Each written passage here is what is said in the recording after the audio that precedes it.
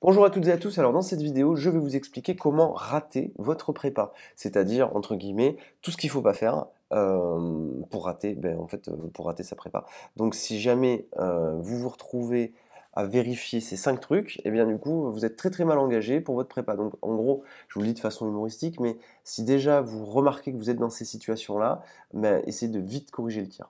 Alors, première chose, vous êtes en prépa et vous savez même pas ce que vous faites là. C'est-à-dire que vous êtes arrivé là, vous avez fait des vœux et puis au final, vous avez été pris dans cette prépa-là et vous y êtes et au final, vous avez l'impression que c'est pas forcément ce qui vous convient.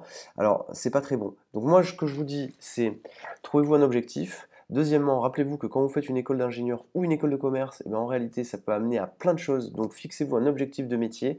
Par exemple, vous voulez travailler dans le management du sport, par exemple. Eh bien, en réalité, en faisant une école de commerce ou une école d'ingénieur, eh bien, vous pouvez arriver à faire ce genre de choses.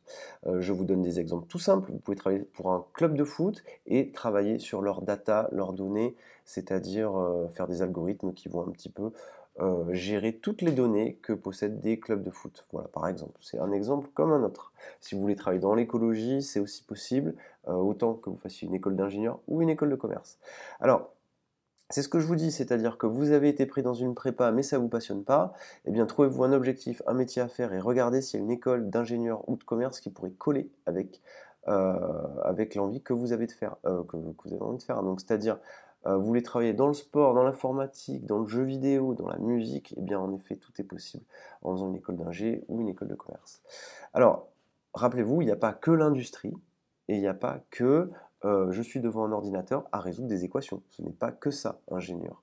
D'accord? Donc vraiment, trouvez-vous un objectif, ça c'est super important, et trouvez-vous une école qui vous ferait vibrer et dans laquelle vous pourriez rentrer. Et du coup, ça vous motiverait à faire votre prépa.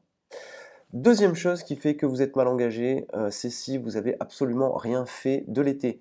Pendant l'été, je vous ai dit, il faut travailler, il faut revoir ses formules de terminale, il faut prendre un peu d'avance sur le programme, il faut lire les bouquins, histoire d'arriver en ayant tout en tête, si vous voulez. Donc, dites-vous bien qu'il y a la moitié de la classe qui aura rien fait de l'été, et donc il faut que vous soyez dans la bonne moitié. Donc, même si vous êtes à 2, 3 jours de la rentrée ou à une semaine de la rentrée, c'est pas trop tard. Mettez-vous tout de suite au travail, c'est mieux que rien. Troisième chose qui me fait dire que vous êtes mal engagé, si vous ne connaissez pas vos formules de terminale. Il n'y a rien de pire, c'est-à-dire que vous ne connaissez pas vos dérivés, vous ne connaissez pas vos intégrales, vous ne connaissez pas vos formules de trigonométrie. Ça, c'est la catastrophe, donc il faut absolument tout connaître par cœur. Et je vous conseille aussi de connaître les petites démonstrations, de savoir d'où ça vient, parce que ça vous servira à les retrouver.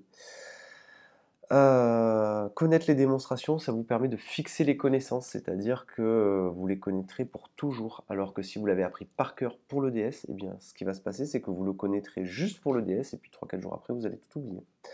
Alors, quatrième chose qui me fait dire que vous pouvez rater votre prépa, mais vous, comme vous le savez déjà, ça ne vous arrivera pas, ça peut arriver, c'est des lacunes du collège. C'est-à-dire que vous savez que vous avez des petites lacunes de collège sur les fractions, je sais pas, développer, factoriser, des choses comme ça, qui vont bloquer tous vos calculs.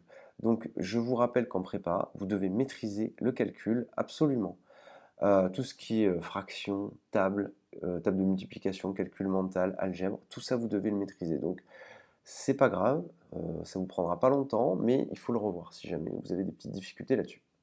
La dernière chose que je voulais vous dire, la cinquième chose, ce qui me fait dire que vous pouvez rater votre prépa, c'est si vous avez des habitudes de collégiens ou de lycéens qui sont ancrées et que vous voulez garder. Je m'explique. C'est-à-dire que y a des élèves qui raisonnent encore en collégien, qui disent ouais c'est bon, j'ai travaillé 2 heures, c'est ok, ça suffit. Non, vous avez des objectifs, c'est-à-dire vous devez apprendre les 30 démonstrations du cours et vous devez les savoir par cœur et bien du coup, l'objectif n'est pas atteint tant que les 30 démonstrations ne sont pas apprises. Donc si vous voulez aussi appliquer les méthodes du lycée à la prépa, ça ne marchera pas. C'est-à-dire, vous vous dites le cours, je ne l'apprends pas, et je ne fais que les exercices ou les annales de concours, ça ne marchera pas non plus, parce qu'en fait, on vous demande beaucoup plus de recul et beaucoup plus de maîtrise sur les choses.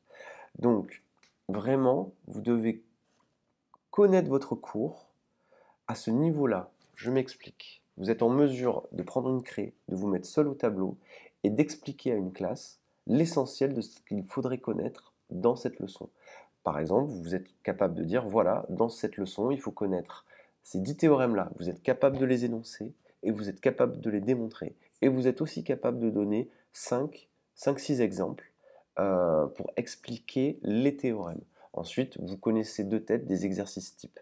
Voilà ce qu'il faut connaître et voilà le niveau de maîtrise attendu en classe préparatoire aux grandes écoles. J'espère que tout ça vous aura éclairé. Je sais que c'est un peu dur, mais c'est la réalité. Donc si vous avez des questions, vous n'hésitez pas, vous mettez dans les commentaires ou vous mettez dans le site internet éducatif.fr si vous avez d'autres questions. Vous n'hésitez pas, on est là pour ça. Je vous remercie les amis et on ne se stresse pas. À bientôt, à plus.